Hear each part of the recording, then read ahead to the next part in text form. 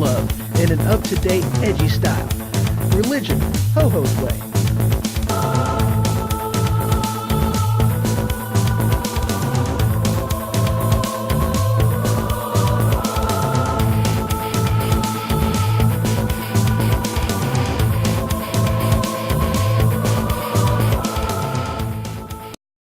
All right. Welcome to Religion, Ho-Ho's way. And I, of course, am your host, Ho-Ho. I was busy. Sorry. Definitely is not my normal start to this thing at all. Had to get something set up on my phone. There we go. All right. Now, I am golden. So, okay. I am broadcasting live in the attic. And today I have a guest with me on the show. She is a friend of mine. We've known each other for... A year. A year? And a half. Get up on it. There you go. Yeah. All right, anyway. Yeah, about a year and a half. I mean, we haven't known each other for too terribly long. She is a girlfriend of a good friend of mine. I've known him for... a lot longer. I'm trying to remember how many years I've known him. Anyway, it doesn't matter. Mm-hmm. But, so yeah. And this one, the topic of this show is it's a deep one. It's a very significant type of a question, I guess, in a matter of speaking. You know, I mean, some people don't think of it as all that big of a deal, you know, and it's one of them things that, you know, and of course, I mean, this isn't necessary. How do I want to word that? You know, it's kind of one of them things that it's like, okay, let's put it this way. If religion is true, if God exists, if Jesus is who he said he is, then the implications are staggering. And so, yeah, definitely staggering. So there is a guy out there. Oh, yeah, by the way, my guest, Renita. Say hi. Hi, everybody. Right on. But, yeah, so... there is a guy out there, and he did a small series of, you know, documentary type of a thing, you know, and truth be told, I invite you all to really check him out. You know, it was Case for Christ, Case for Religion, and I think he had a third one too. I don't remember what, you know, what that one was called. I believe I watched those in my church. Lee Strobel, if I remember correctly, is it? I got the name right? I'm pretty sure. Oh, wow. I'm impressed with myself. I really didn't think I'd come up with that one.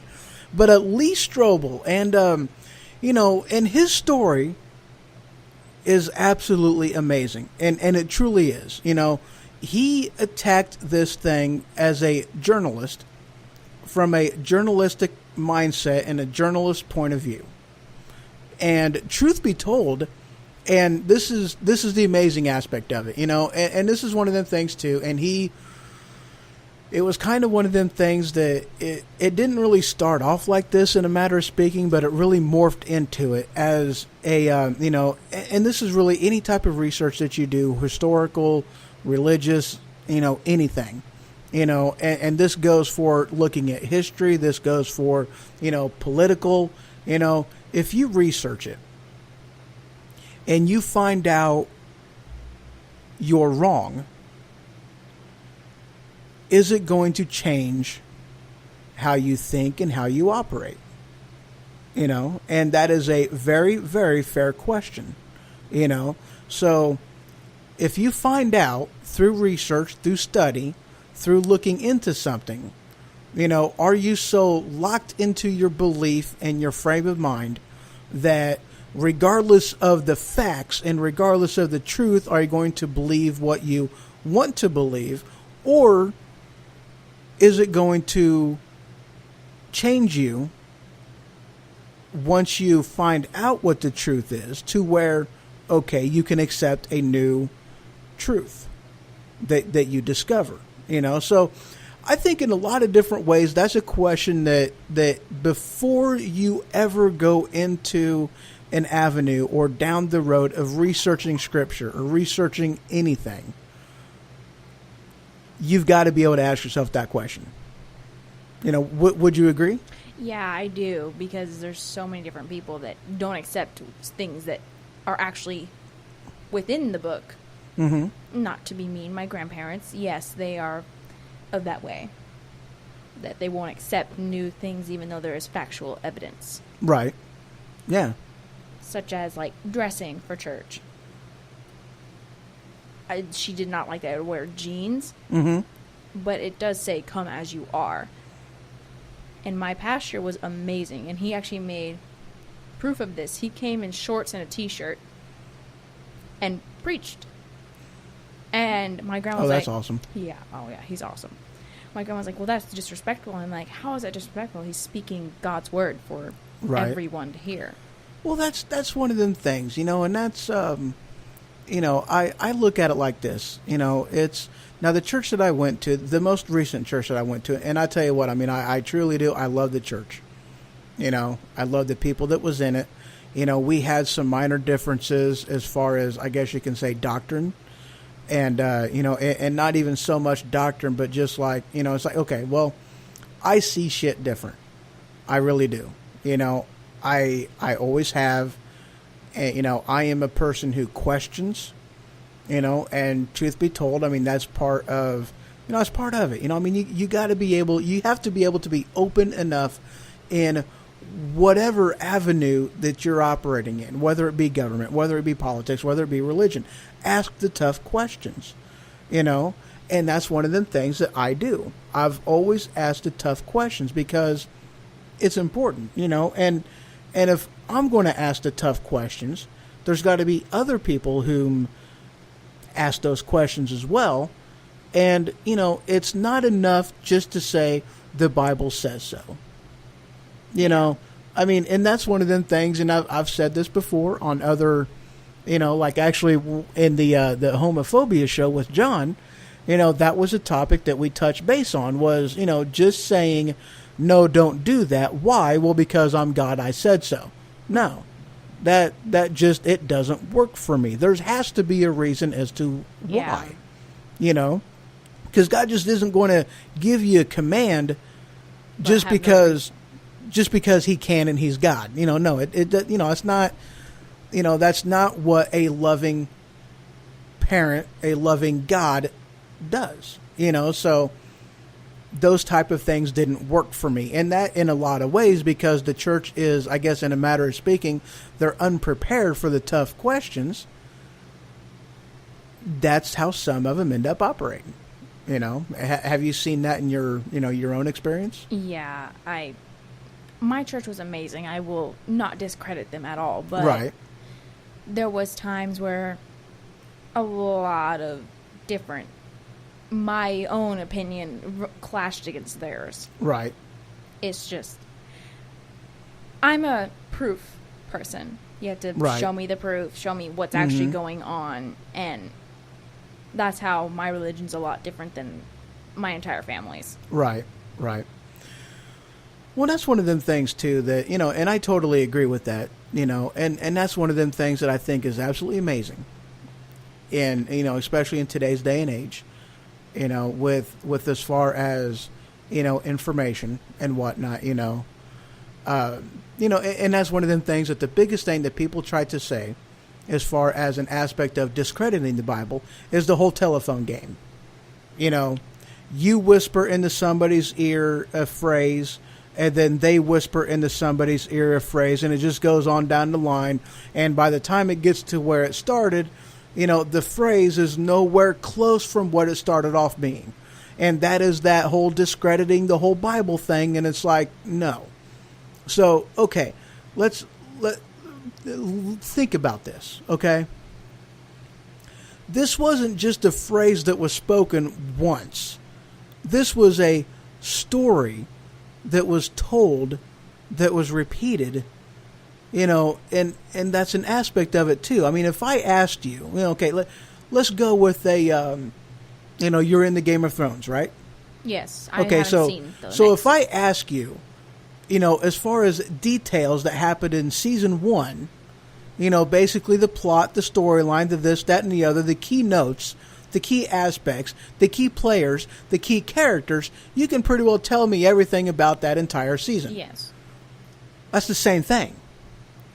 So why is it that the telephone game is, people's compass as far as there's no way this is true, whenever I can go, okay, your favorite TV show, what is it? Okay, how many seasons of it have you watched? Okay, tell me about season 1. Yeah. And they can do that. So it's like, okay, I call bullshit. That is an aspect of they are using that as an excuse not to believe because they don't want to. Or they're afraid to. Exactly. And I'm not even going to say afraid to. It's probably one of them things that, it's, well, okay, and that's one of them aspects of what I said earlier, that it would, to take it for what it is, and if it's true, then that means that you've got to change something about yourself, and most people are unwilling to make those changes in their own life in order to actually live the life that Scripture, I don't want to say demands you to live, but, let's just face it, there's certain things in your life that, if a video camera is on you every second of every day, you're going to live your life different. And if you have that realization and you have that understanding, you're going to live your life different. And the same way with religion, as far as with Scripture, that if it's true, you're going to live your life different. And people don't want to do that. They don't want to sacrifice their lives, how they live, and some people just think that, the moral compass is, it's like, well, I'm better than most, so it doesn't matter. And this isn't a pointing a finger at anybody, and it isn't to condemn anybody, because that's one of them things that everybody's different, and, with, one of the aspects of with my relationship with God told me, stop smoking. Okay. And it's an I shit you not, I burned 4 packs of cigarettes in a fire pit whenever God told me to stop smoking. I'm like, God, you don't understand, dude. I've got 4 packs of cigarettes. He's like, and? No, God, you don't understand. These cigarettes are like, this is Marlboro Reds in a box. This is Marlboro. This is a Pall Mall. This isn't just some generic cigarette. This is a name brand cigarette here. And I've got 3 full packs of cigarettes and 1 pack that only has 2 cigarettes out of it. What the hell, man? You don't understand what you're asking me. He goes, uh-huh. I go, okay, I'll tell you what, fine. I'll smoke the pack I have, and I'll give my other 3 packs away. God said, no, not good enough. I'm like, damn it. All right, fine, fucker. And oh yeah, I cuss at God all the time. Oh yeah. I don't give 2 shits. That's how my relationship is with him. It's like any close friend. Exactly. I talk to God real. I'm not going to hither and there, thou must not sinnest against God. No, I'm not all about that. I'm real. I break it down. I talk to God like he's, he knows me better than I know myself. He knows my heart. And God is not going to judge me for using foul language, because I don't really think he gives 2 shits. Hell, if you really want to be honest about it, there's vulgar language in the Bible. Oh, yeah, there is. There is bastard. I know, I've seen it. I know. It's so cool. But no, truth be told, in the original text, they used vulgar languages. Vulgar language, vulgar words. Why? It adds emphasis to the words when just using simple, plain language doesn't quite convey the message fully get it out and there. Completely. Exactly. And that's an aspect of it. So, it's a, they used vulgar language. And of course, that is one thing that is lost in the Bible today, because, they just kept it simple and kept it clean because they wanted to take the vulgarity out of it. But, that's one of them things. You gotta dig deep to find out that kind of stuff, and that's one of them things that I've dug deep, I really have. I've done some studies. I was about 2 inches away from actually being a ordained minister. in the Apostolic Church. I was very close to being an ordained minister. So I've got a very fundamental belief. I have a very childlike faith. I have a very, scholarly understanding on a lot of different aspects of the Bible. I've studied historical. I've studied geological. I've done some studies, and that's not to say I know what I'm talking about, because, we're talking basically a span of a couple thousand years worth of history and 66 books of the Bible. So, how can one person know everything about that subject? So it goes deep. So I'm going to go ahead and take this opportunity to take a quick little bitty break. And I got a song out here I'm going to let you guys listen to. It's only a couple minutes long. It's, I'm not even going to give you the title that I named it. No, I'm not going to go with the title. Should I tell them the title? No, I should just surprise. Surprise? Oh, okay, all right. Just a little mix that I put together myself. So yeah, quick break. Be right back in a couple minutes.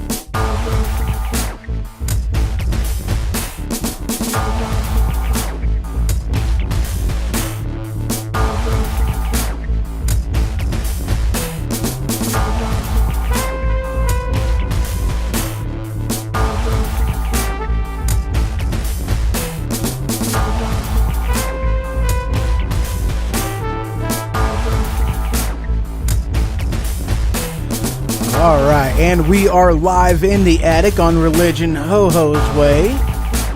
And of course, I am your host, Ho-Ho, joined in studio with special guest Renita. Say hi. Hello again. There it is.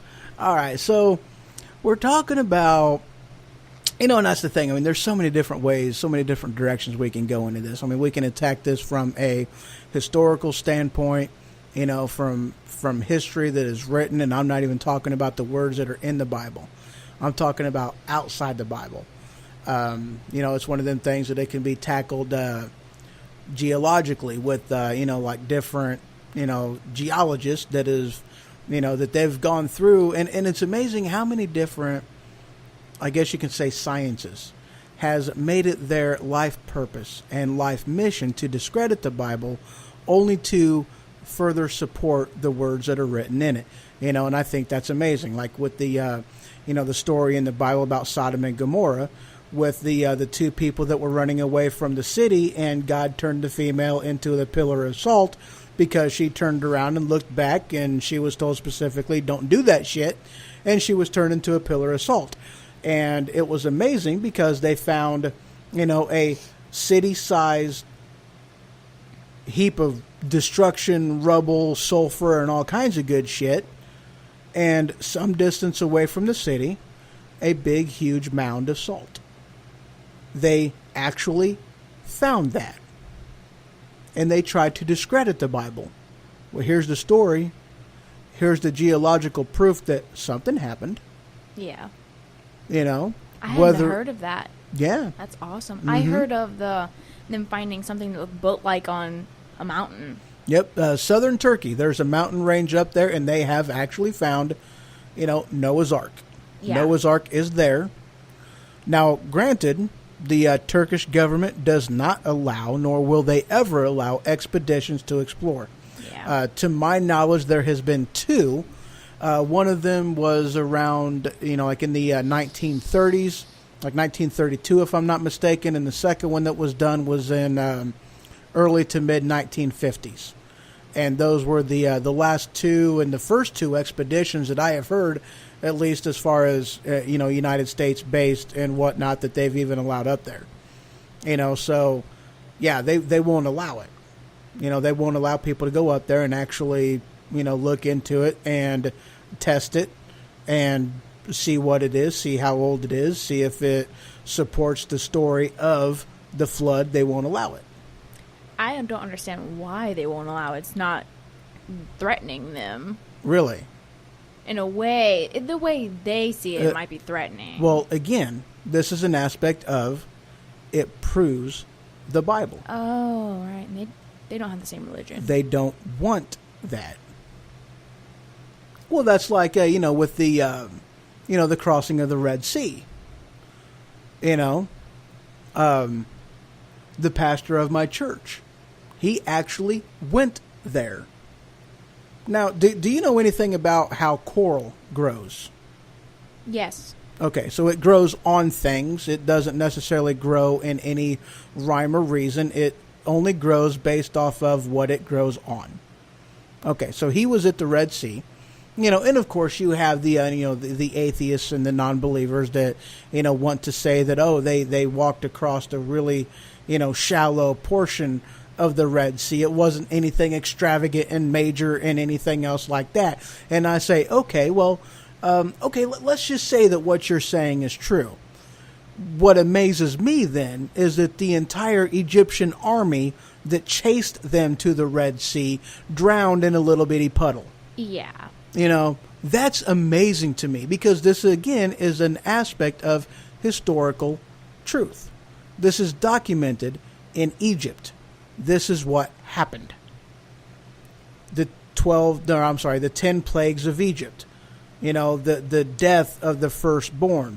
The get the hell out of here to the Jews.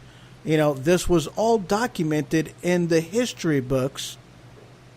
So it's amazing, that all the Egyptian armies drowned in a little bitty puddle. So the pastor at the church, he actually, he did some scuba diving and whatnot, and he seen coral in the bottom of the Red Sea that was actually in the shape of helmets, carriages, wheels, spears. He's seen this. That's awesome. With his own eyes. And whenever he came back to the surface, he had a gun pointing right at his head. Get the hell out of here and do not speak of what you see. Why? Because it supports the Bible. And they didn't want to have anything to do with it. They had their own religion. They had their own God. And they are not going to put weight behind another religion. And that's what it amounts to. And that's all it amounts to. But Lee Strobel, awesome series of books. What was we were just joined by another person who's, not really coming to join, but I definitely have a question for him because maybe he knows. Lee Strobel, with the books that he did, The Case for Christ and A Case for Faith. Wasn't there a third book? Do you remember?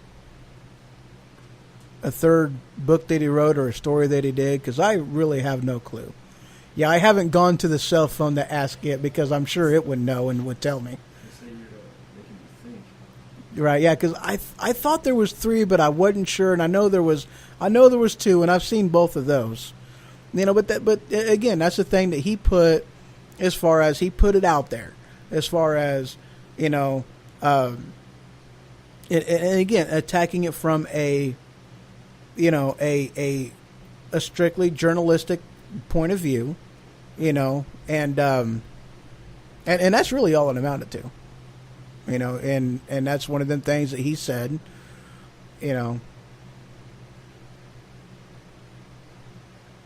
Hold on a second. We are looking for the information. Meow. Right, meow. Meow. That's right. Oh yes, I just meowed into the microphone. You wasn't expecting that, was you? No. That's funny. So you were born and raised, basically, I guess maybe not necessarily born and raised, but in the Baptist church. Yes. Style church, yeah. And I have qualms with it because they supported this, but my mother would even ground me from going outside, even going to church sometimes. She would ground you from going to church? Yes. It's one of the things, and part of the reason why, I dove so deep into religion was because that was the one thing that my mother would not ground me from. She grounded me from everything. It was actually hilarious. This one time, we're watching Jeopardy. It was one of the things that we did. My mother is a very intelligent woman. Watching her watch Jeopardy sometimes, like, how the hell do you know that? And one of the questions that came up, or I guess one of the answers that came up was, what is the most earned merit badge in Boy Scouts? I piped up first aid merit badge. Mom's like, how the hell did you know that? You weren't in Boy Scouts. I go, yes, I was, long enough to get my first aid merit badge. That's why I know that answer. That was my own personal experience. I got grounded from it shortly thereafter. So, that's what it was like. So, yeah, I know. First aid merit badge. But, yeah, the church was the one thing that she never did ground me from. That's why I never did any musical instruments. I figured that that'd be something that she would take away from me, so I didn't want to do that. You have an answer for me? Well, he's got multiple books. You've got the Case for Christ, the Case for a Creator, Case for Faith. Let me see that phone. Let me see that list. Case for Christ, Case for the Creator, Case of Religion. All right, hold on. Let me get here. All right, Lee Strobel. Okay, the Case for Christ, Case for the Creator, a Case for Faith, the Case for Christmas, the Case for Easter, the Case for Grace. Yeah, okay, so you're right. He's got a ton. He's got a ton of books. Okay, so Case for Christ. Okay, one of them is basically around a case for faith, as in, why have faith in God? The other one is, how do you know if Christianity is the one true faith? Case for the Creator is just simple. Was it the Big Bang or was it a prime mover? Obviously, that one's pretty simple. Case for Christmas and a case for Easter. And those are two of them. Case for Grace, I have no idea on that one. I have no idea as far as that one goes. What was the third one that I was thinking that he did? Maybe it was a Case for the Creator. Maybe that's the one I'm thinking of. Yeah. So were we right about the name? What? Were we right about his name? Yep, Lee Strobel. Okay. I was actually right on that. I was shocked. I really didn't think I didn't think I had that one right. So yeah, but that's one of the things with like a case for faith is, and if I'm remembering correctly, it was about basically I watched the actual documentary type movies that was on Netflix. I don't know if they're on Netflix anymore, but I know they was, and I watched the hell out of it. I thought it was amazing. And again, it was one of the things that they put it out there as a, because he was a journalist and he was trying to disprove the Bible. And he come to find out through his studies, through looking into it, and one of the aspects was, okay, who's to say that this actually happened? And he's researching it as from a journalistic point of view, and he used not the Bible to disprove the Bible. He was using history from Egypt, from the Roman history, so he knew that Jesus was real. He knew that Jesus, a lot of miracles surrounded him. Jesus died, and Jesus's body has never been found. after his death, which was verified, that he did die. They know he died. His body wasn't found, and he was seen by upwards of around 5,000 people, because there was a huge religious ceremony that was going on, and like basically everybody from the known world was in Jerusalem at that time frame. So it wasn't like this was just a localized event that nobody seen, that nobody knew about. No, this was very publicized. You know, so yeah, a lot of people seen him, and it wasn't like Jesus was only back for like a day or two. Jesus was walking the earth for like 50 some odd days. Right around 50 days, just over a month. Between a month and a half is how long Jesus was alive before he ascended back into heaven. So it's like, you know, this wasn't a localized event. You know, people wrote about it. You know, and it was like, you know, people read this and was like, you know, there ain't no way.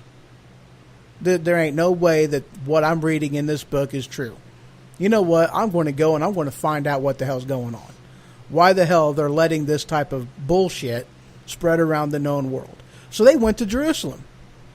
Hey, I just read this book and it's talking about, you know, read this letter, read this book, and it's talking about this guy named Jesus. What the hell's going on with this? And they're like, oh yeah, Jesus. Wait, which one are you talking about? I'm talking about the guy that was crucified and got risen from the dead. Oh yeah, that Jesus. Yeah, because, you know, Barabbas, the one that was freed, his actual first name was Jesus as well. You know, little known thing that was actually, you know, people don't really know that.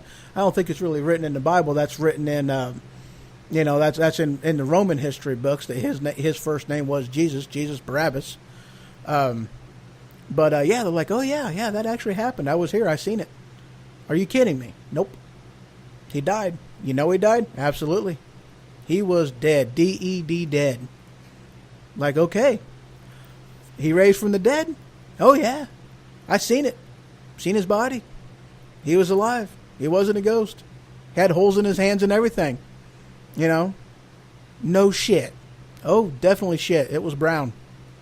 It was right there. He left a pile of it. So we know he was real. He wasn't a ghost.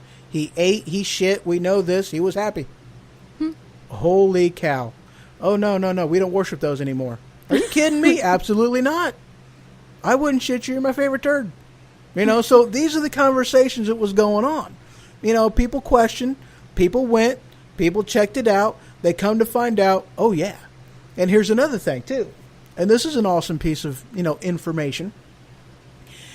Every one of the disciples died a martyr's death for their faith.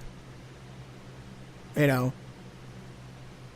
And the challenge is, you know, and this is what it amounts to, you know, the spear was put up against your throat. They're trying to squash this story of Jesus. They're trying to, no, we don't want anything to do with this. We are the government. We are the ruling class. We are saying no. All you have to do is say, you lied. You made it up. This isn't real. Jesus is dead. He was nothing special. That's all you have to say.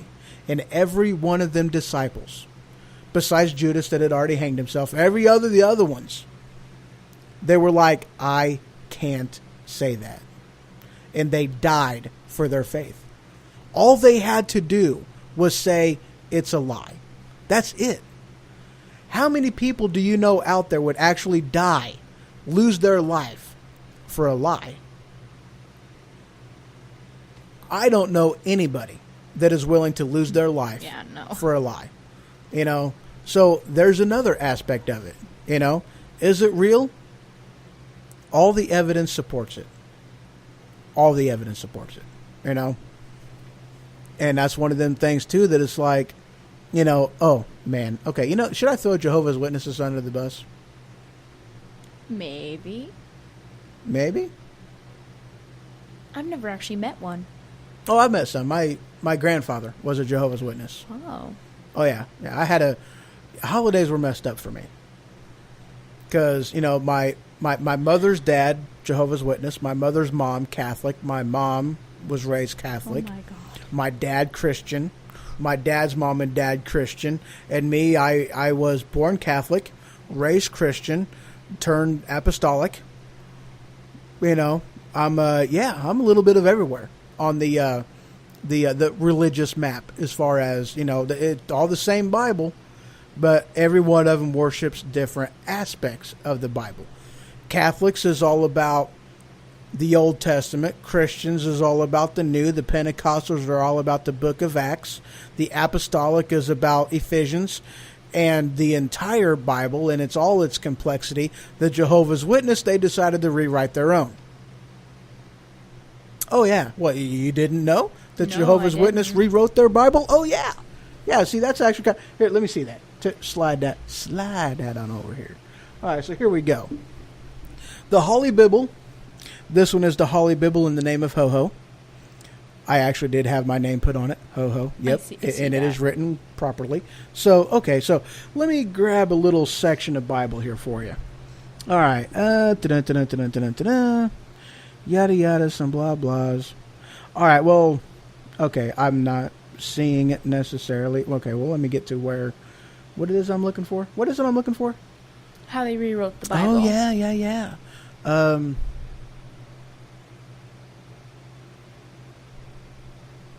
Maybe that's Matthew. I think that's Matthew. Yeah, because in the beginning was the Word, and the Word was God, and all that yada yadas and some blah blahs. So let me look for that. Matthew. There we go.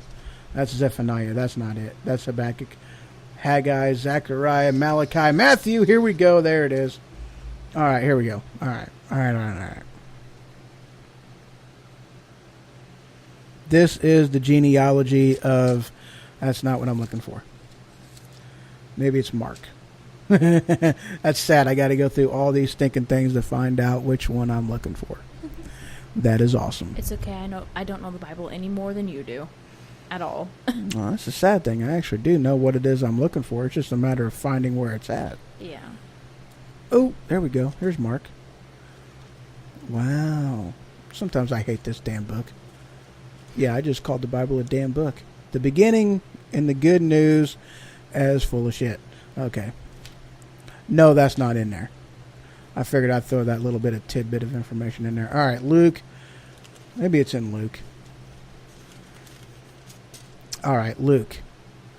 Mary have... All right, so maybe it's John. Oh my goodness. I know it's New Testament, dang it. I know it's in the New Testament. All right, we know what. I'll just start off with this other one while I find this. Of course. Okay. Here it is. John 1:1. In the beginning was the Word, and the Word was with... Damn fan. All right, okay. Let me start this over again. In the beginning was the Word, capital W. And the Word, capital W was with God, capital G.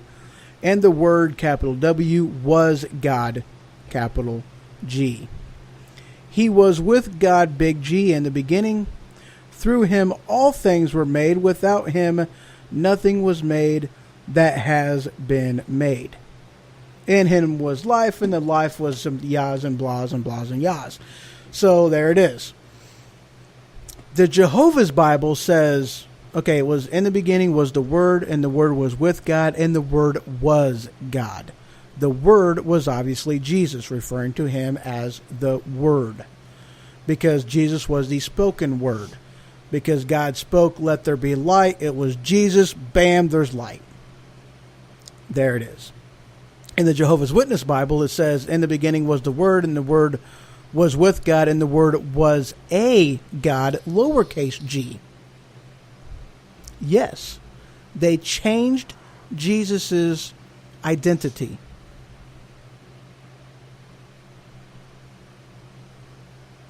Oh, yeah. Yeah, wrap your brain around that one. Trying to. Yeah, it's impossible. Because if Jesus is not God, then salvation is shit. Basically, yes. Oh, no, not basically. It is. Because here's the thing in old school contracts, okay? Let's say I owe you $500. Wow. Oh, yeah. That's how much I owe you. So, we write a contract. There's only two ways out of this contract. It's either one, I pay you back, or one of us dies. That's it. That's the only three ways, the three things that could happen in order to free me from a contract. Either one, I fulfill it, or you die, and in which case I can't pay back a corpse, or I die, and in which case a corpse can't pay you back. Yeah. That's it. So the Old Testament was a contract. I sin. I owe you a debt. What is that debt? Death. Death where? Eternal death. In hell. Oh shit. Absolutely. So in order for that contract to be fulfilled, either one, I have to die, or two, God has to die. That's what frees us from our contract. I've never looked at it that way before. That's honestly awesome and interesting way to put it. That's what frees us from our contract. Because if Jesus is not dead, if Jesus is not God, and God did not die, then we are still bound to that contract. And we Because the contract still exists. So, payable on death, when we die, we owe that debt. We got to go to hell to serve that debt. That's just the way it is. We got to go to jail. We got to go to prison. You do the crime, you do the time. But if God dies, that is what frees us from the obligation of that debt. That is one of the aspects, one of the things that happened, and why Jesus being God is so important. I do have a question. I have an answer. Hopefully. Maybe. Why were they sacrificing... I said that wrong, but why were they sacrifice the goats and lambs and stuff like that? Because the only thing that you can use in order to cover up sin is blood. Because it requires sacrifice. Sin is something that is horrible to God. It separates his creation, the creation from the creator. God never wanted to be separate from us. Because in the beginning, Adam and Eve walked with God in the Garden of Eden. If he walked with God, Jesus is God. Jesus in his physical form was with Adam and Eve in the Garden of Eden. Never looked at it like that before, did you? No. Absolutely. That's cool. It was Jesus who formed Adam in the sand. It was Jesus' literal lips that breathed life into Adam and made Eve. All that good snazzy. It was the physical form of Jesus that was there during the creation. That's what John 1:1 just said. In the beginning was God. God was there.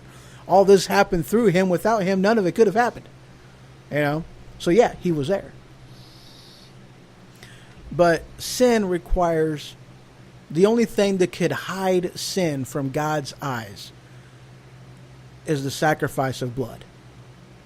The only thing that could cover it up in a way that makes it to where it never existed is the purest of blood, from the purest of sacrifices, a willing sacrifice of a person in Jesus.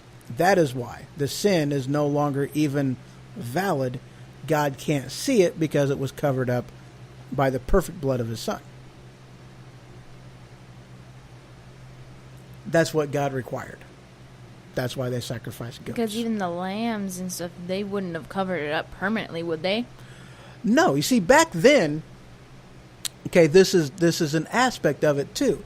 You see, the Old Testament, and this was an aspect of because the goat wasn't a willing participant in this thing called, debt relief. In the Old Testament, it was about debt relief. Once a year, all of the Israelites would make their sacrifices to God. They would burn incense. They would do this, that, the blood sacrifice, yada yadas, and some blahs and blahs.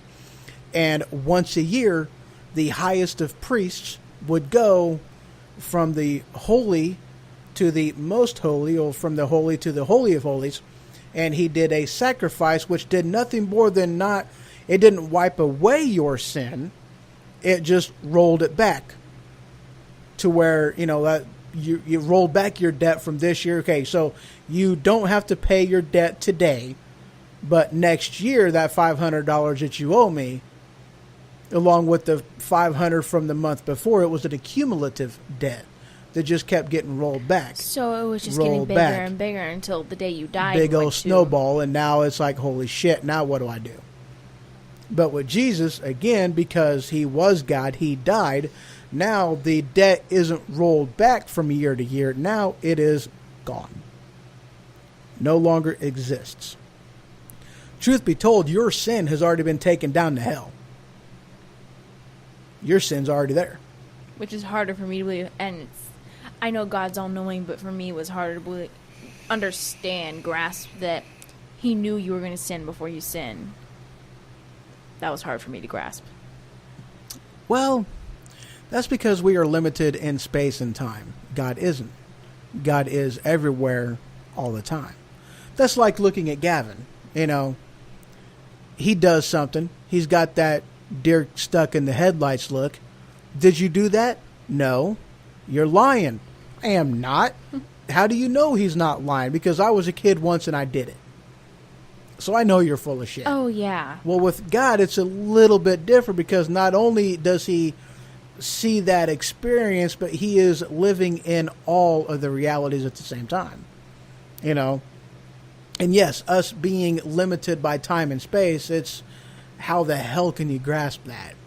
It's like, holy shit, And that's one of the things that was awesome with God. They asked him who he is, and his reaction was, I am. Yeah. Which was, are you kidding me? They're like, mind blown. Exactly. Mind blown. Not even blown. It's been imploded and exploded at the same time. Both. Yes. All at once. And that's an aspect of, it's like with me, okay? I'm not the same me that I was 5 years ago. The me right now isn't the same me that I'm going to be in 5 more years. I change as experience changes me, or as circumstances changes me, or life happens. God, on the other hand, because he is everywhere all the time, in all time, how can experience change him if he's already there? Yeah. The experiences of the past didn't change him because he's already there. The very same moment Jesus was born, Jesus died on the cross in God's mind. Which is hard to grasp. Right. The very same moment that Jesus dies on the cross, Jesus is creating Adam and Eve in the Garden of Eden. That's like a, holy shit, are you kidding me? Not at all. There's the imploding and exploding again. Mm-hmm. But that's an aspect of, that's what it's like to be an eternal being. There is no beginning, there is no end. How can we grasp that? And that's an aspect of it too. And that's where a lot of people, that's where their faith comes. Wavers. That's where they question it, is because it's like, how is that even possible? I love the whole aspect, and here's one of the things that I love arguing with people about. It's like with the whole, let's just say the World Trade Centers. Okay, how could something like that happen if God exists? Free will. Exactly. Why don't people understand that? And I've got a buddy of mine, and he's one of them people, he doesn't want to believe, not because he doesn't believe, but because he's pissed off at God. And I'm like, why the hell are you pissed off at God? Well, because this bad thing has happened, and that bad thing has happened, and this, that, and the other. And it's like, dude, the devil did it.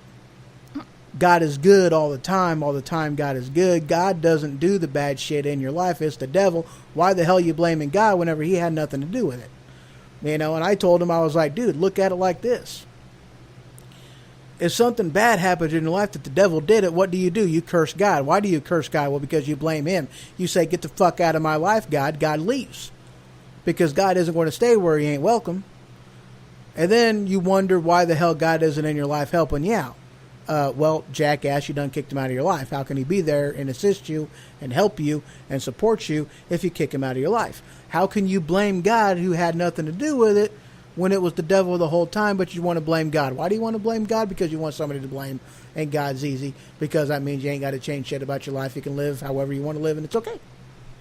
I don't get it. I've had some people tell me that, well, if that's how it is, well, why wouldn't God just stop the bad stuff from happening? He's all powerful. He's in control. Free will. That's not free will. Yep. And that just goes back to free will. If God wanted just people to blindly follow, He could do it. well, he did do it. Yeah. With the animals, with the angels. You know, he did that already. But he wanted something different. He wanted a being that can choose for themselves to do whatever. And that's where free will comes in. You know? And there's a lot of things. It's not just one decision that changed anything. It was a multitude of decisions. A multitude of things that separated, a multitude of things that happened. So, again, all right, you know,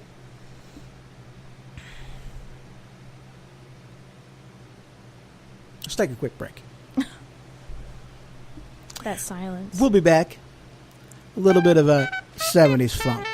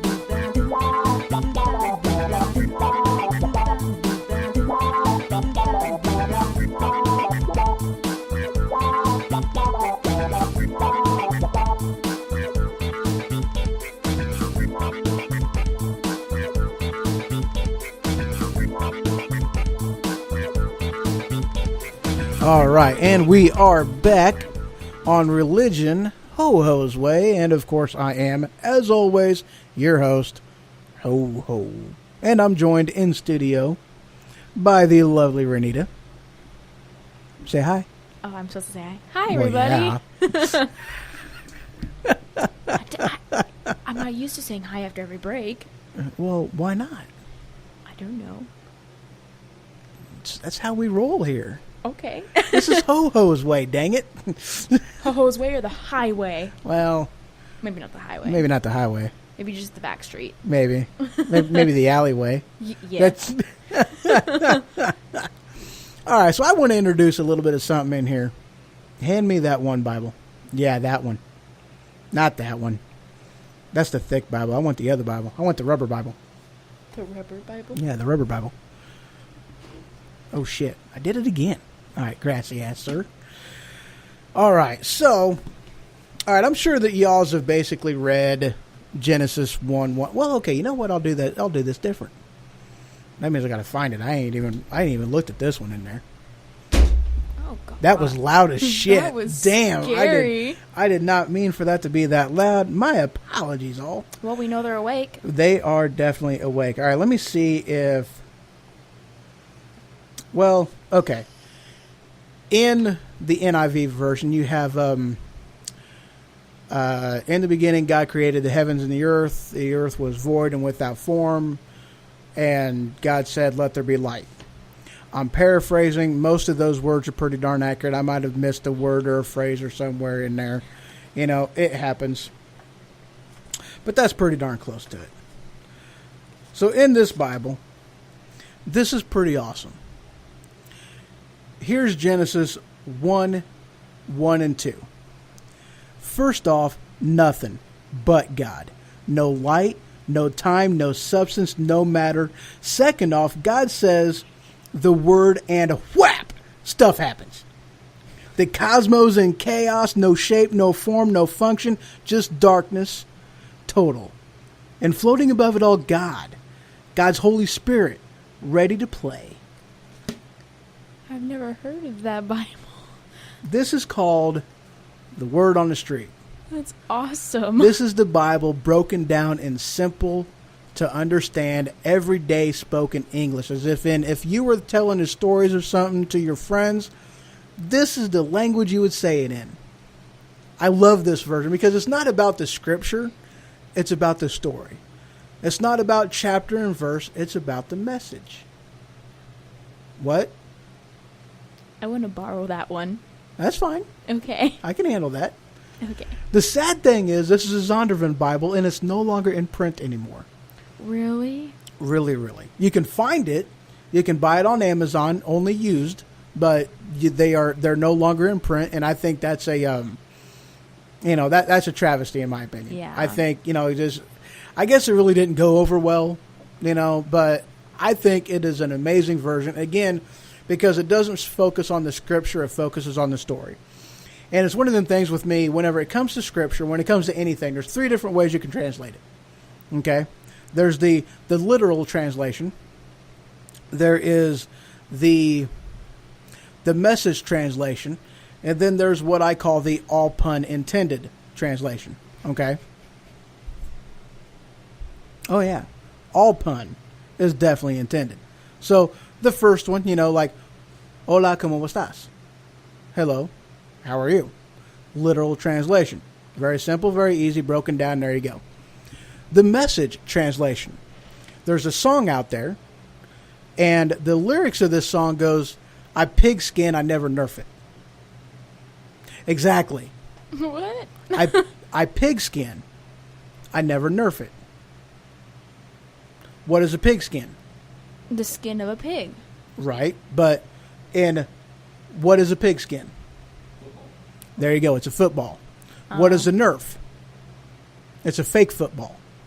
A pigskin is a real football. A Nerf football is a fake football. So the message of what he's saying is lost in the literal translation, but can only be found in the Message translation. So in order to know what he's saying, you got to know he's real. He is never fake. That's what he's saying. And then you have the all pun intended. This person and that person has an off and on relationship, if you know what I mean. And everybody knows what you mean. Yeah. So there's an aspect of all pun absolutely intended. So that's one of them aspects of when it comes to any type of a translation. These are the things you got to know about. These are the things you got to be familiar with. These are the reasons why whenever you're reading something, you've got to know a little bit of history about what it is that you're reading in order to fully appreciate and understand what's being spoken. What? Nothing. Don't you look at me in that tone of voice. I didn't. Nice little innocent voice. That was great.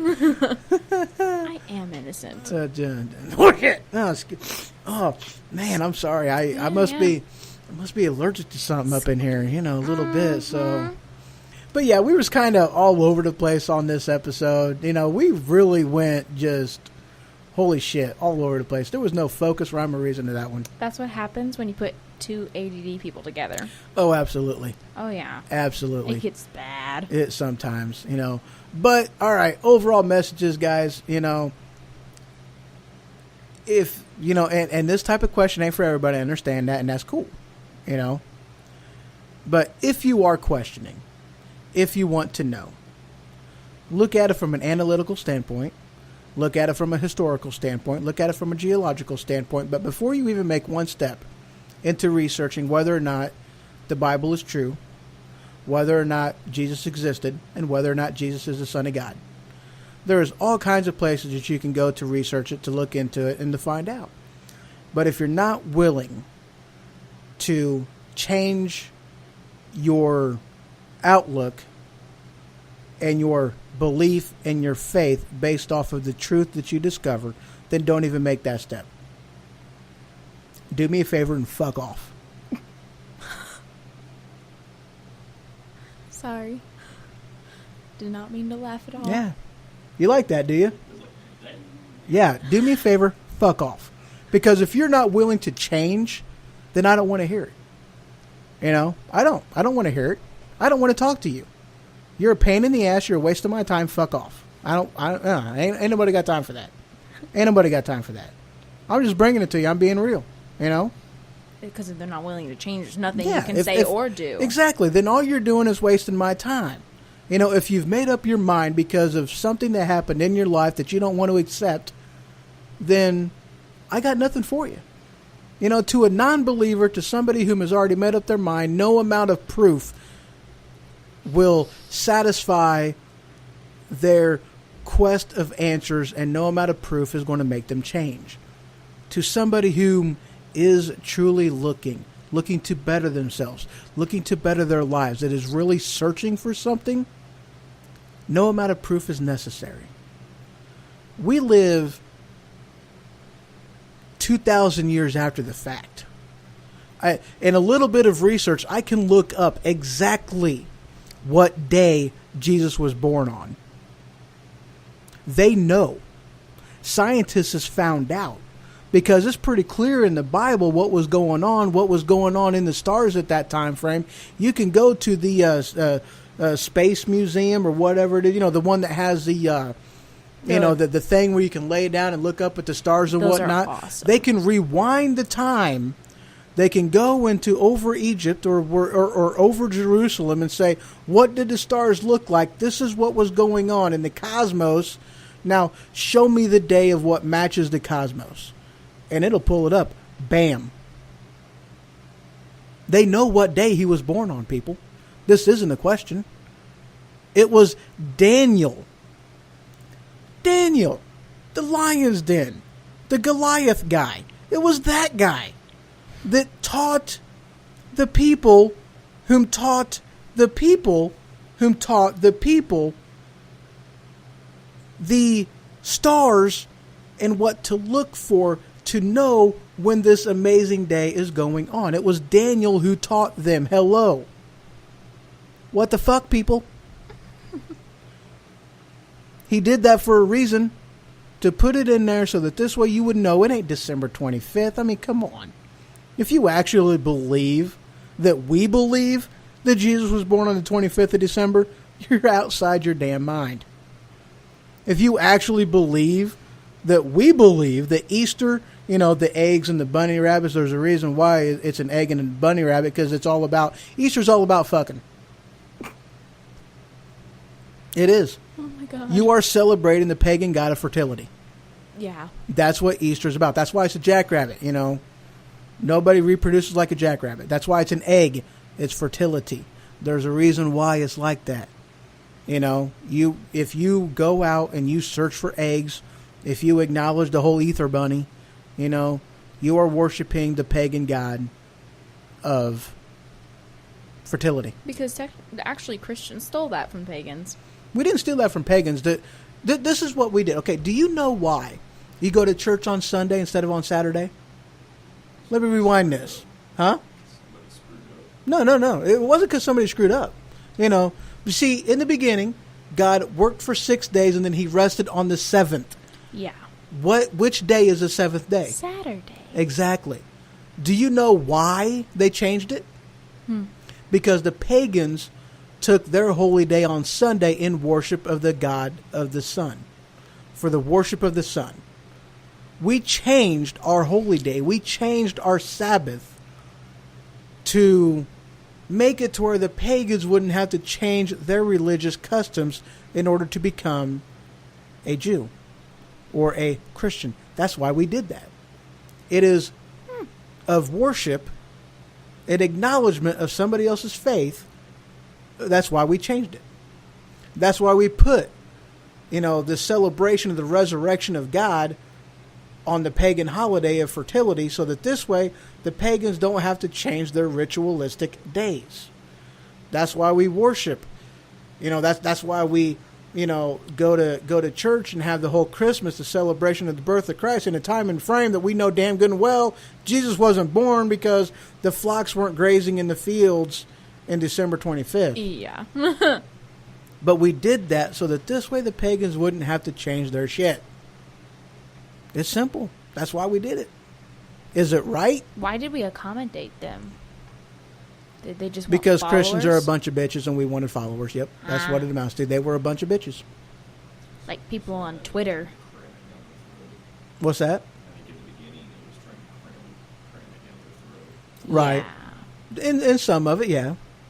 But it was if we are going to get the pagans in here, the best way that we can do that is to make it to where they change as little as possible. You know, and that's what it amounted to. You know, it's a travesty. It's a bunch of horse shit. I don't like it, but that's just kind of the way that it is.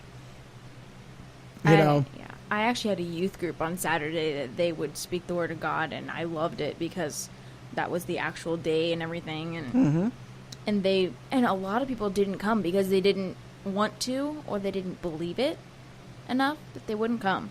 Right. Well, that's one of the things. A lot of things have changed over the years. However, a 7-day week with the week starting on Sunday. Like, okay, Sunday. It's acknowledgement for the sun. Monday is the moon day. Did you not know what that day meant? I don't know any pagan things. I really don't. No, well, I'm one of them geeky weird people that, Looked it up. yeah. Oh, I yeah. looked a lot of shit up. I did too. I'm surprised Yeah. they didn't look that up. Yeah.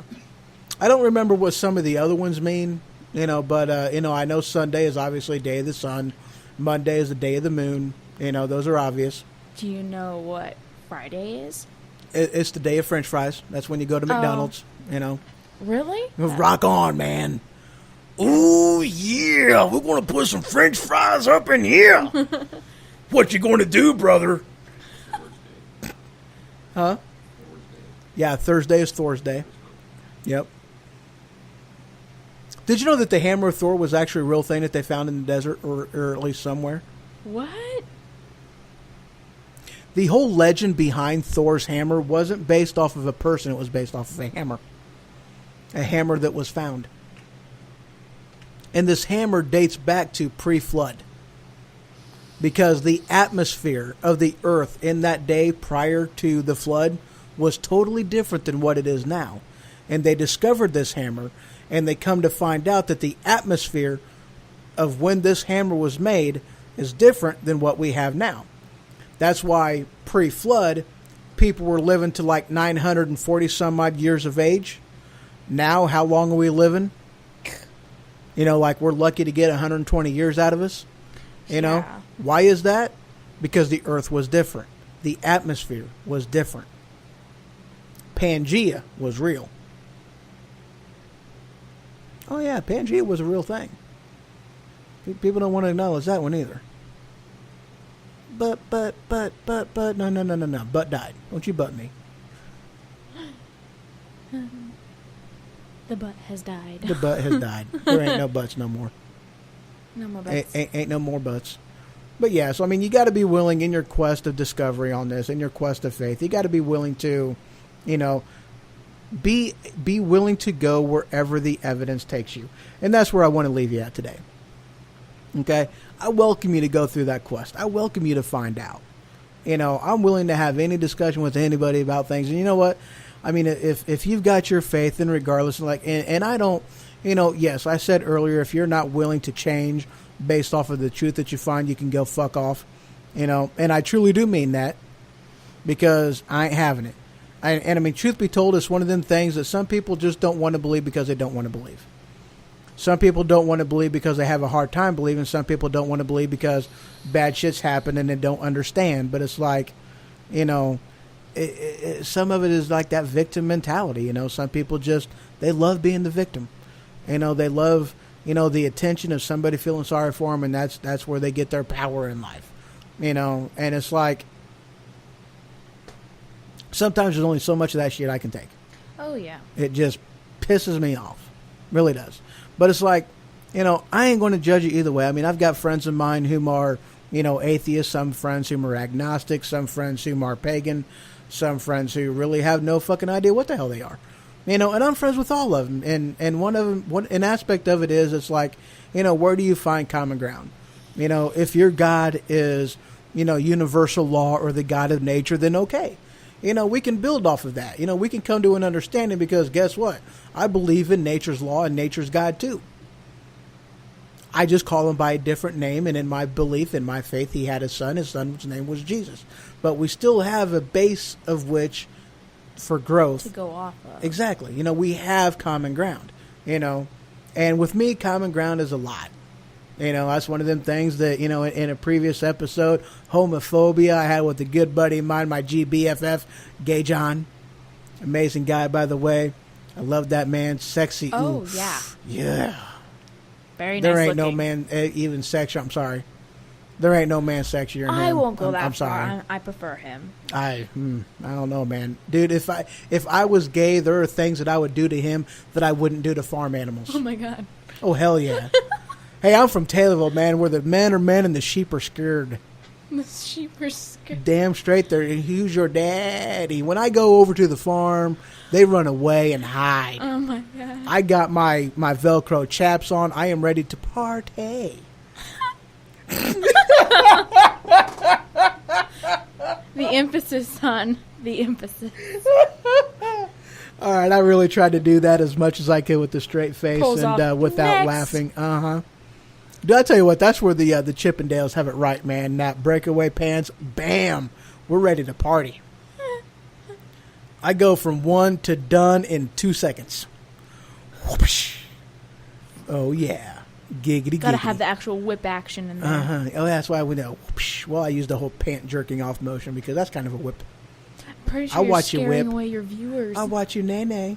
You know, that's very popular. You know what? That's why I say you will be offended, people. Yeah. You know, Daddy don't tell you what you want. Daddy tells you what you need. I give it to you. You know, I don't give a shit what you want to hear. You know, this is what you need. Yeah. You know, people just, you know, some people, you know, that's one of the things that I hate about Christians. This is one of the reasons why I cuss on my show.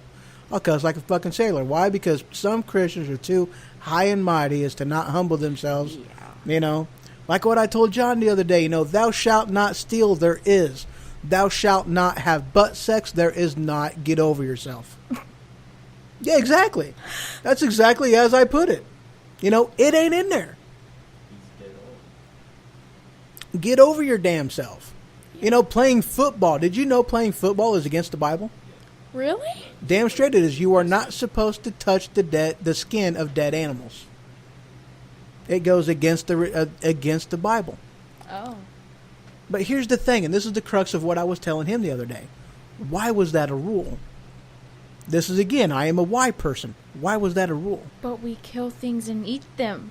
Right? Well, you're not supposed to eat red meat. You're not supposed to eat pigs. Do you know why? Because they're supposed to be filthy, I think. But why? I'm a why person, huh? You ever seen what they eat? Well, yeah, but that's not exactly why, though. What they eat on. See, the fact of the matter is, exactly, but a pig's meat, a pig is only as clean as the environment that it's in. That's not true with cows. That's not true with goats. That's true with pigs. You know, that is an aspect of what makes pig, pork, and fowl, you know, bird, very unique, is it is only as clean as its environment. See, back in the day, they didn't know about microorganisms and about food poisoning and shit like that. I've had food poisoning from pork. It sucks. Once. Oh my god. Yeah. I'm not risking it ever Dude, again. I didn't eat for a week. I had it coming Yeah. out of both ends, projectile vomiting. I am just very, very grateful that the toilet was positioned in such a way that I can hover and have my mouth pointing towards the trash sink. can and- Oh no, the Oh, sink. the sink. I You had a went for the pointing towards. sink. Oh yeah, I went full out. I was projectile both ends, and I prayed, and the gods of cleanliness listened to my prayers and my cries for relief. And the guys were listening. I couldn't even drink water. Oh, that's all I drank was water. I didn't I eat puked crackers. it right My dad back was up. like, "Oh, I did too," but I mean, you got to put something in there. Yeah. You know, because I'd much rather puke out 2 gallons of water than dry heave for 2 seconds. Nothing. I had food poisoning what for like 2 or 3 days. Oh, I was Stuck with me. I was puking for 3 days and I couldn't eat for 4. Yeah. Or no, 5. I couldn't eat for 5 days. It's like 4 It or was 5, it was the yeah. best Or diet. 6. It was the best diet up to that point that I'd ever been on. yeah. I lost 20 pounds like that. I mean, it Food was good poisoning time. Diet. Yeah, the food poisoning diet. So But when I ate though, oh my god, when I finally could eat, Oh man. Oh my god. The It was- amazingness, and everything tasted like heaven. Yeah. It was a mouthgasm straight up. Oh yeah. Oh, it was all the time. Yes, I just did that and I went there. I don't care. I had McDonald's. I was so happy. I had like meatloaf. Oh my god. Oh yeah. Oh, I had meatloaf and I had mashed taters and gravy. I had green beans. Oh, just Green beans and bacon are the best. oh hell They're yeah. the Oh, that's bomb. with a lot of butter. Oh, I with don't like butter. You don't like butter? Oh yeah, I'm weird. I'm sorry. I'm not a fan of a lot Okay, of now, butter. no. Butter or margarine, because there's a difference. Neither.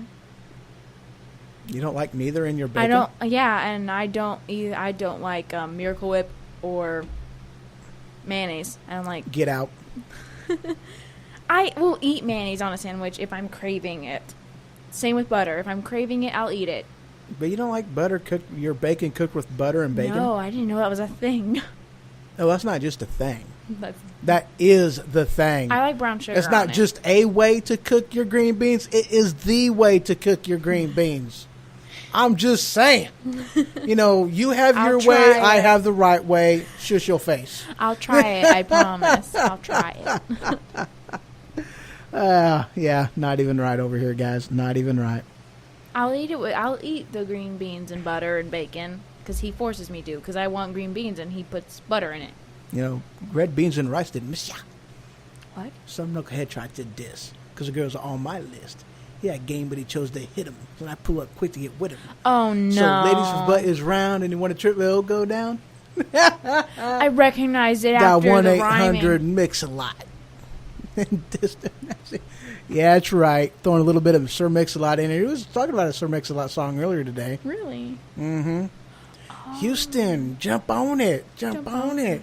Eh,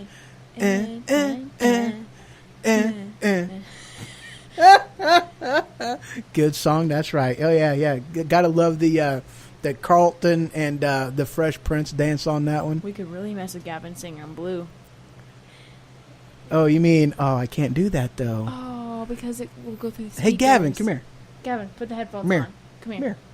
Come here. Get Come your here. butt up here. Yeah, come here. Okay, now I put this song on here because, I was branding myself with the Blue product. Yes. Okay, I am using a Blue Spark microphone. It may be red, but whatever.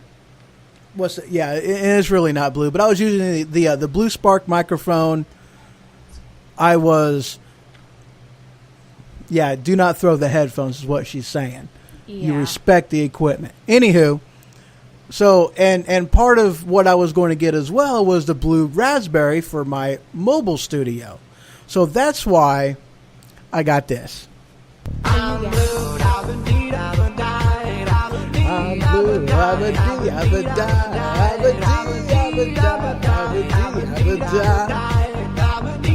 Yeah, baby. So yeah, that's why I did that. It was a matter of branding. I thought it was hilarious. Oh yeah, I love that I song love too. how 5 seconds in, headphones come offhand back to you. He's like, nope, I'm done with this. We sing it all the time and it annoys him. It annoys the crazy. 'Cause Like, what is that song? Because we get right in tune with it. We get Oh together. yeah, Oh, just the head bobbing and the head weaving bob and everything. and the shimmy and the shaking and this. So it's really hard to bob your head and talking to the microphone at the same time. I know, but I got this. So back to the pig. Anyway, yes. Back to the pig. Food poisoning. Instead of going microorganisms that you cannot see, whenever we wouldn't believe him, he said, don't eat the damn pig. And that's what it amounted to. That's why the rules were there. That's why the rules were in place. Are they relevant today? Nope, because we are no longer under the old contract. We are under the new contract. Yeah. And all that shit was taken away. All the 10 commandments are gone and had been boiled down to 2 commandments. Love God, love people. And that's all it is. Yep, love God, love people. No more 10 commandments. I did not know that. My grandma was always pulling the 10 Commandment thing on me. Now, I mean, granted, I'm not going to say that they're not relevant Yeah. and that you shouldn't abide by them. Because I would say that yes. Because, okay, let's put it this way. If you love God, you love people. Are you going to lie to them? No. Okay. Are you going to steal from them? No. Are you going to kill them? Oh no! Absolutely. So love God, love people. That covers all 10. My only problem was kleptomania. I had it very bad when I was a kid. Truth be told, I did too. I was a little klepto back in the day. Ooh, shiny, mine. Right. And my grandma would always get so upset at me. And honestly, I felt really bad for it. It just, it was automatic. I just picked it up. I was like, that's pretty. Thank you. Right. I mean, I did it, and I grew up out of it. I grew. I actually paid people back for what I took. I felt horrible. And I didn't go the whole biblical aspect of paying it back, because I think paying it back sevenfold, if I'm not mistaken, is what the Bible describes for paying back theft. Well, I'd return the item or give them the money Well, they required. let me give you a numerical equivalent of 7 times. Oh, we're going. We're numbers. going old school. 7 times. See, 7 times 7 is 49. Oh, no. See, whenever you're working with fold, it ain't about a piece of paper doing multiplication. It's about fold, where 1 becomes 2. And then you fold it again, and 2 becomes 4, and then 4 becomes 8, and then 8 becomes 16, and you keep on going to where you get to 7. And I've lost track of how many folds I've done. So, okay, so here is 1, 2, 3, 4, 5 fold, right. And we have 1, 2, 3, 4 times 1, 2, 3, 4, 5, 6, 7, 8. Okay, so 5 fold is 4 times 8. What's 4 times 8? 40? I've heard you wrong. You said 4 times 8. 4 times 8. That's wow. 32. Okay, so 5 fold is 32. Because you're talking about 5 fold, and I took 5 from that. Right. So 5 fold is 32. It's not a multiplication of anything. That's what 5 fold is. So so this is just to slightly put it in perspective. The Bible tells you need to repay 7 fold. Oh, Jesus. And of which case, so if this cost me $5, 5 times 32 is big fucking number. And you got to pay back more than that.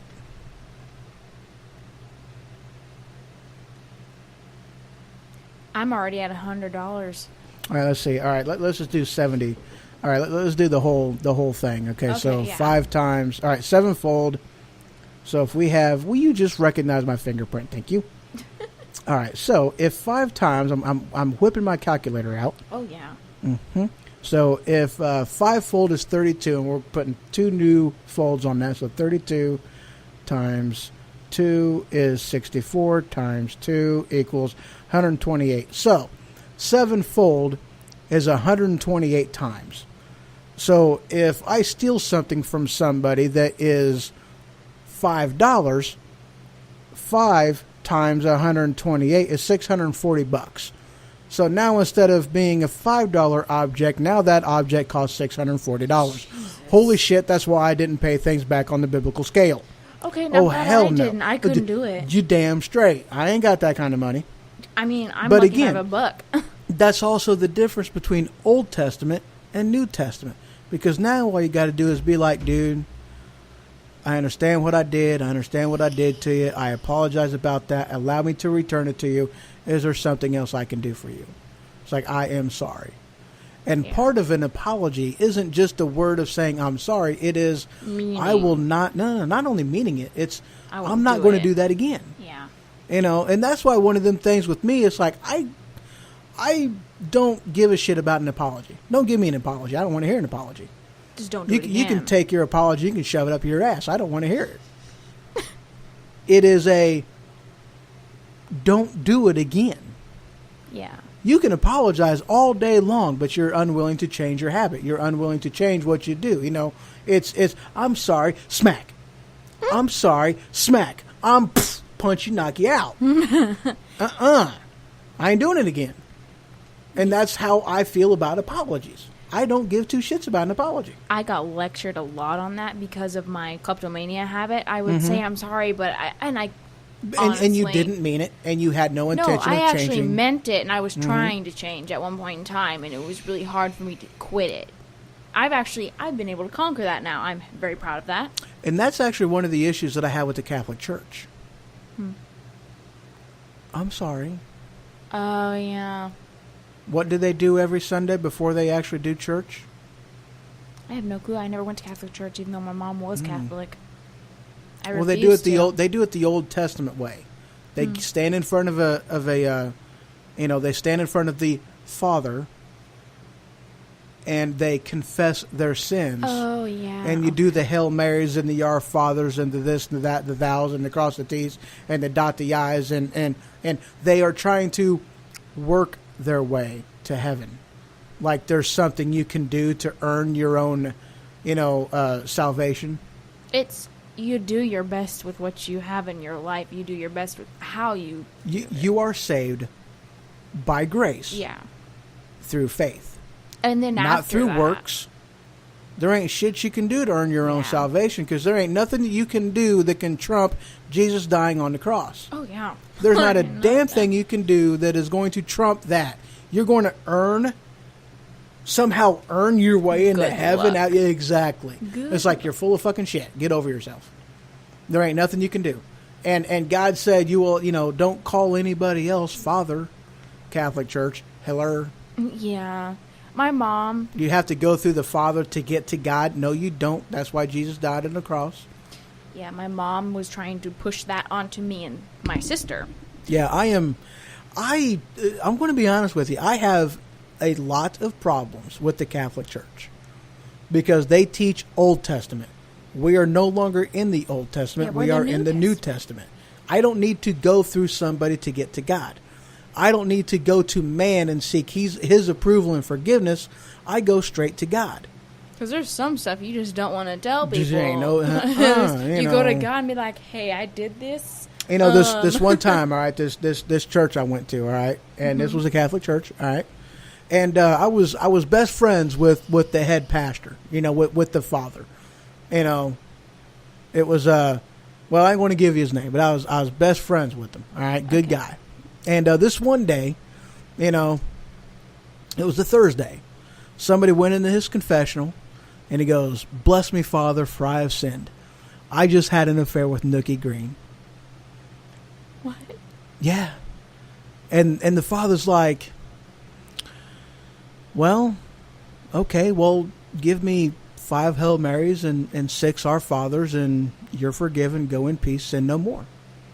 Okay. Friday rolls around. Another guy goes into the confessional. "Bless me, Father, for I have sinned. I just had an affair with Nookie Green." He's blown away. Are you kidding me? It's like, okay, look. Hoping he's my the same life person. is secluded. Oh, no, it was definitely a different person. Different voice, different vocal pattern. It was obviously 2 different people. I just had an affair with Nookie Green. He goes, all right, look, I'm in here all day. I want some details. Give them to me. What happened? Where did you meet her? What was her rates? What was the going cost of this stuff? And he's like, Father, I'm sorry, I can't get into that. I was somewhere I shouldn't have been, doing something I shouldn't have been doing with somebody I shouldn't have been doing it with. Let's just leave it at that. All right, fine. Mr. All High and Mighty, I just had an affair. All right, I tell you what, give me 20 Hail Marys and 40 Our Fathers, and then you're forgiven, go in peace, fuck off. And, and then Saturday rolls around. Another guy goes into the confessional. "Bless me, Father, for I have sinned. I just had an affair with Nookie Green." He's like, dude, you have got to tell me who this woman is. I hear her name coming up all the time in my confessional. I got to know. What is going on? What is up with this woman? I've got to know. He goes, dude, I can't tell you. Trust me. I'm not saying.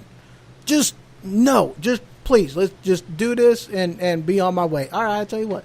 Give me 50 Hail Marys and 100 Our Fathers. Go in peace. Get the hell out of here. So he went. Sunday rolls around. All right, I'm an altar boy at the time. At this particular day and age, at this time, I'm an altar boy. I'm sitting there, the choir just gets done singing. All right, they're just starting to head back over to their seats. The father is sitting next to me. All right, And he's chilling. He's sitting there. He's having a good time. We're all just kind of like dancing on the seat. Things are starting to wind down. People sitting back down again. The place is just getting into that quiet. Yeah. And then, poof, doors bust open. Big old double doors just bust open. In walks this drop dead, absolutely amazing. I mean, she is 5'5". She is a perfect, just 24, 36 or 36, 24, 36 body. She's got flowing red fire engine red hair. Just absolutely amazing. She's got this green dress on, just sequin dress, just kind of low cut top and just mini skirt type of thing, just right there. Green gloves on, goes all the way up to the elbows. Green high heel shoes. She's got a green hat on with the big old red feather in it. And the only place that was empty as far as a seat goes in this entire building was one seat, front row, right in front of where me and the father was sitting. So that's where she sits. And she's just kind of sitting there. And she's kind of, small gap right there, just kind of showing off a little bit of something in there, Because she didn't look, heaven forbid she wear underbreeches. She's a clean-shaven woman, too. All right?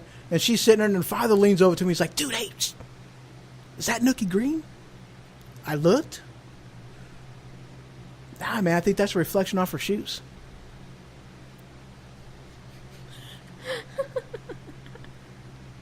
Wow.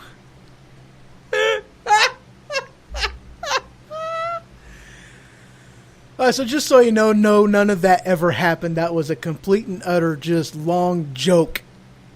That was a great joke. A boss of mine told me that when I worked in St. Louis. Amazing joke. I love that joke. It's a good joke. But I told you that to tell you this. Okay. So there's a reason to my story. Not really, but I'm going to give you that bullshit, even though it ain't true. But, it's that whole, you don't have to go through anybody to get to God. And that is my problem with the Catholic faith. My problem with Christians is they're so fucking hypocrites on everything. They want to acknowledge this part of the Bible and ignore another part of the Bible. So I have a problem with that. The book in its entirety is true. Now, granted, there are things in there that aren't really relevant to today's life, but that's not to say that it's not irrelevant, because we need to know where we came from if we're going to know where we're going. That's why the Old Testament is important. Is it relevant? Not to today, but is it important to where we're going tomorrow? Absolutely. You need to know it. You need to read it. You need to be about it. New Testament. 2, love God, love people. That's it. That is it. That's all you got to know. But if you're going to research, if you're going to look into it, if you're going to find out, don't do it unless you are damn it, willing to. Hold on a second. Yep. Oh, that happened. I apologize about that. I am sorry. Error. That was a slight system malfunction. Conjunction, junction, what's your function? Come on, that was funny shit. But anyway, if you're not going to be willing to change, then don't even go on the journey. That's what I'm saying. Don't go on a journey if you ain't willing to change. If you're not willing to put into action the truths that you learn. How this one time, I'm talking, faith and religion with a gal, and she tells me that she's a Christian. And I listen to her and I go, we're talking about this. Oh yeah, I just burped right into the mic. It's all good. No, that was avoiding. A good one. No, I didn't even try to. Yeah. Dude, I brought it into it. I just did. No, I'm like, I was over here and I came back and brought it right here. But but listening to her talking and whatnot, and I looked at her and I stopped her. I go, honey, wait. You're not Christian. You are into spiritualism. That's different. So shut your mouth. Stop telling people you're Christian because you ain't. Don't ruin the name of a Christian and change what it means because you ain't Christian. I don't want to hear you telling somebody you're a Christian when you ain't. If you want to be spiritual, but do not call yourself a Christian. That's exactly what I told her. I didn't sugarcoat it. I didn't put it any different. It was just straight that. Don't you be telling people you're Christian when you ain't. You ain't Christian, honey. You ain't Christian, girl. I straight up, I told, just shut your mouth. I said, do not classify yourself that way anymore. I don't want to hear it. Because you're not. Because you even asked me what I believe in. I'm like, I'm not any one religion, really. Right, He's there. In a lot of ways, I classify myself as a Christian, not because of the Christians. It is because I classify myself as a Christian because I am a believer and a follower of Christ. Yes. I believe in him. I believe that he was whom he said he was. And I know that my salvation rests in him. That's why I classify myself as a Christian. But it has nothing to do with the other Christians. It has nothing to do with any other avenues and aspects of it. That's what I believe. And I know it to be true. And that's why I classify myself as that. Because that's how I define it. And that's it. I'm not a Catholic. I'm not a Pentecostal. I'm not a Jehovah's Witness. Because, I'm sorry, my Bible is written in the same way that yours is, and my Bible does not lie. Because did you know, and this is a funny thing, and I actually challenged a Jehovah's Witness one time, because they put the Jehovah's in there, and the Jehovah this, and the Jehovah that. There's two different ways that Lord is spelled in the Bible when addressing about God. There is capital L, lowercase O-R-D. And then there's Lord in all caps.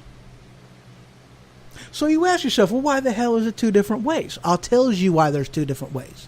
The all caps, the capital L-O-R-D, was the places in the scripture that it was written as Y-H-W-H. Yahweh. Or J-H-V-H as the shrunk down, abbreviated, do not throw the vowels in, Jehovah.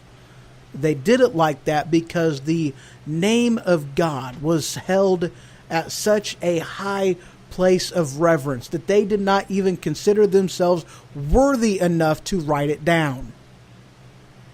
That's why it was in there as abbreviated Yahweh, abbreviated Jehovah. These are people whom was given the word of God directly from God, and they are not worthy to write it down. And you're going to write it down, and you're going to repeat yourself and duplicate it. Who the fuck do you think you are? That's what I want to know. You're going to say Jehovah and write Jehovah down 20,000 different times in here whenever John wasn't holy enough and worthy to write it down. When Paul wasn't worthy enough to write it down. When Daniel, who slayed Goliath and who slept in the lion's den, and Shadrach, Meshach, and the Billy Goat wasn't able to write it down in all its glory. And who the hell do you think you are to write down Jehovah like it don't mean shit? Yeah. It pisses me off. That's why the NIV is written the way it is. That's why it's in there the way that it is. And I go, y'all's a pieces of shit. It's like there ain't no difference between my Bible and your Bible. It's just my Bible, it understands the reverence And the of the respect. name of the Lord. Yeah, the respect, too. Exactly. They have no respect. And they changed the writing in the Bible to make it to where salvation don't mean shit. They believe that only 144,000 are going to make it into heaven. I can count 134 names in the Bible of people that's going to go to heaven. So what the hell are you doing this for then? If you only think 144,000 people's going, then what's in this for you? Yeah. You see, in this Bible, as it's worded right in here, Yeah. right in here, right there, Mm-hmm. then it is worded in such a way that it tells me who God is. It tells me who Jesus is. And it tells me that we's all going to go to heaven. It tells me that every knee shall bow and every tongue will confess. Everybody's going to go to heaven. Okay, then, why am I going to believe that when I die that there ain't nothing? Why would I believe that? Because if there's no difference between, because that's the thing. For right now, There's no difference between an atheist that believes in nothing, that when you die you're gone, or a Jehovah's Witness who wants to live for good, but when they die they're gone. They don't believe in punishment. They don't believe in hell. They don't believe in heaven. They believe in heaven for the select few. Okay, so basically there's really not any difference between you and an atheist. So you're doing this why? Yeah. And I challenge him. I have made Jehovah's Witnesses go, look, man, we've got to go. I can't do this with you. And they have completely, there's been people that refuse to go to my house. There has been people that have questioned because I bring up some hellified good points.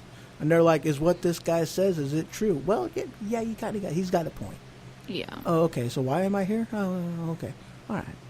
Well, guys, that's all I got for you. It's an hour and 42 minutes. Holy shit, that was almost 2 hours long. Holy shit. All right, guys.